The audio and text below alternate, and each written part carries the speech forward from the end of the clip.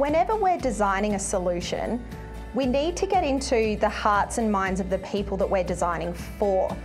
Not often are we designing for ourselves, and quite often we're designing for people that don't have the same lived experience as us. So it's really important for us to do the hard work up front. A persona canvas or an empathy canvas is a really great way for everybody to start to build a hypothetical person that we're designing for. This is working beautifully with a lot of schools and organisations that we've been working with across many years. And in fact, you can have a lot of fun with this as well as people start to bring in all the different experiences that they've had with different clients and stakeholders as well, just people. So this is what our empathy canvas looks like. You can see that there's 5 different parts of this canvas here. It's really great to make this really nice and big and put it up on a wall so that we can all work on the same persona at once. There's lots of ways you can set this up for success across lots of different size groups. Let's start with a really big group. I'm imagining a big assembly hall or a big gym. What I would do is print these out as big as you possibly can.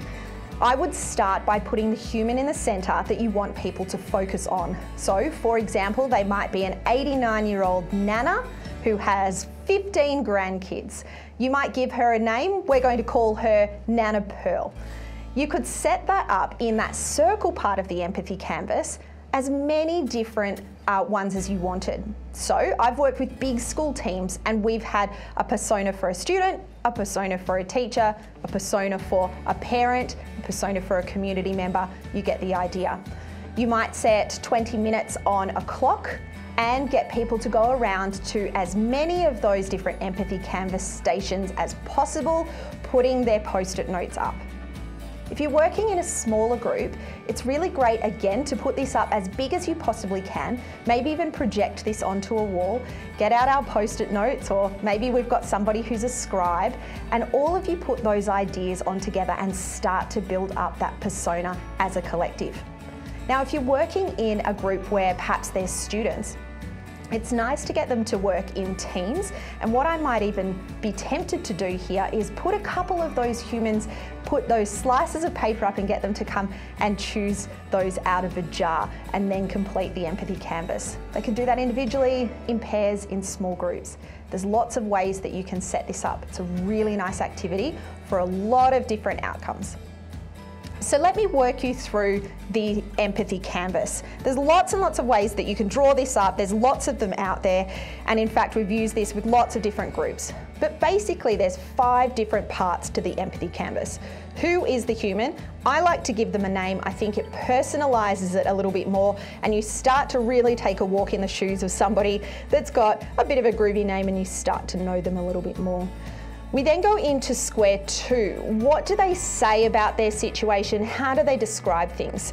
Now, we might be looking at this from a perspective of, what are they saying about the school? What are they saying about the contact that they have with the school? How are they describing this to other people?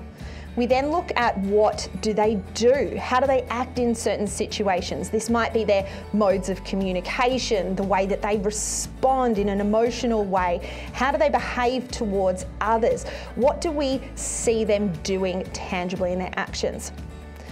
We then start to question, what do they think? What drives them, concerns them, preoccupies them?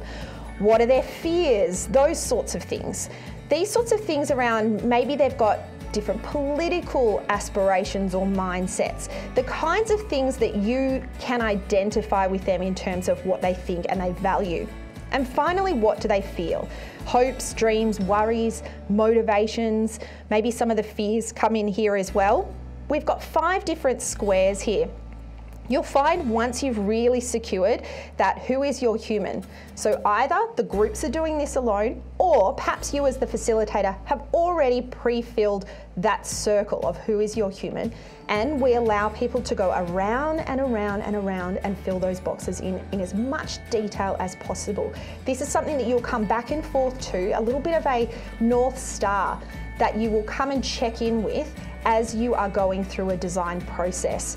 We like to do at least 2 rounds of going through the say, do, think and feel, so we've got as much detail as possible.